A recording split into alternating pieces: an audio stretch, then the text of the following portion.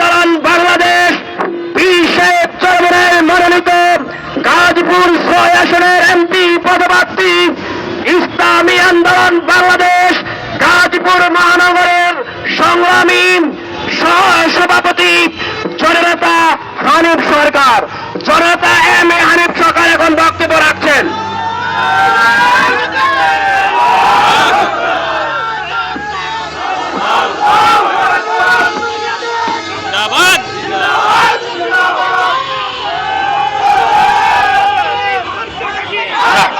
نحمده ونصلي على رسوله الكريم أما بعد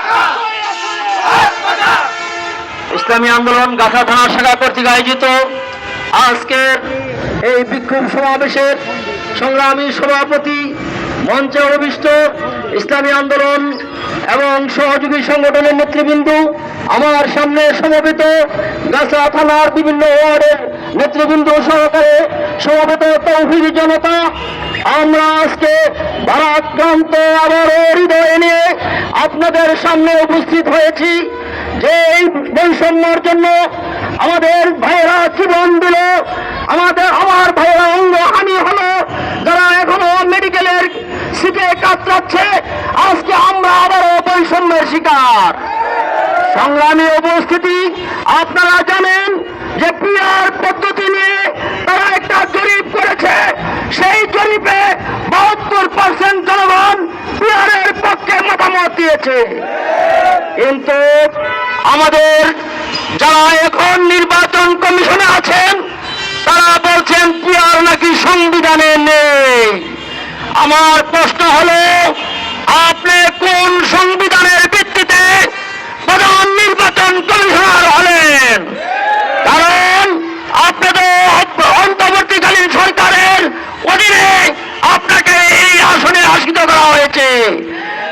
আপনি যে নির্বাচন পরিচালনা করবেন সেই জাতীয় নির্বাচন 29 সালের আগে হওয়ার কোনো সুযোগ নাই।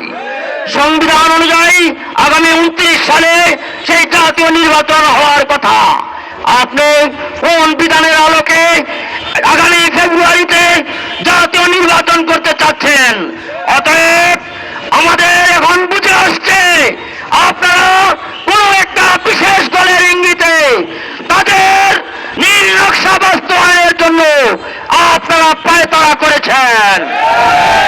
আমাদের আমির স্পষ্ট জানিয়ে দিয়েছেন, পিআর ব্যতীত কোন নির্বাচন এদেশে হবে না, হবে না, হবে না। আমাদের প্রত্যেক দায়িত্বশীলদের যেই কাজ হবে, আমরা প্রতিটা জনগণের পাশে গিয়ে পিআরের অবস্থান আমাদেরকে জোর করতে হবে।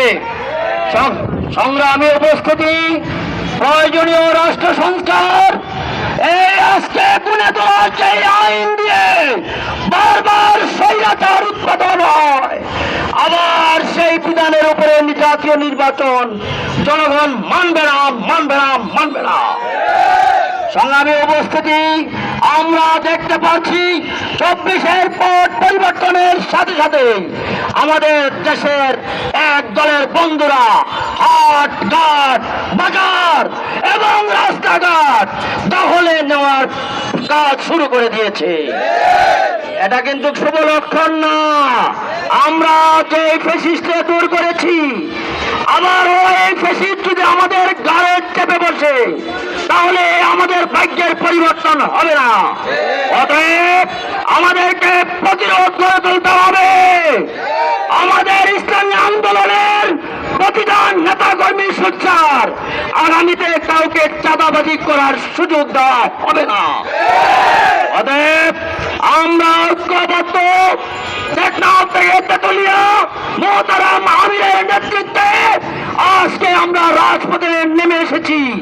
যদি প্রয়োজন হয় আমরা আমাদের বুকের তাজা রক্ত আবার ঢেলে এদেশকে পুনরুদ্ধার করবো ইনশাআল্লাহ।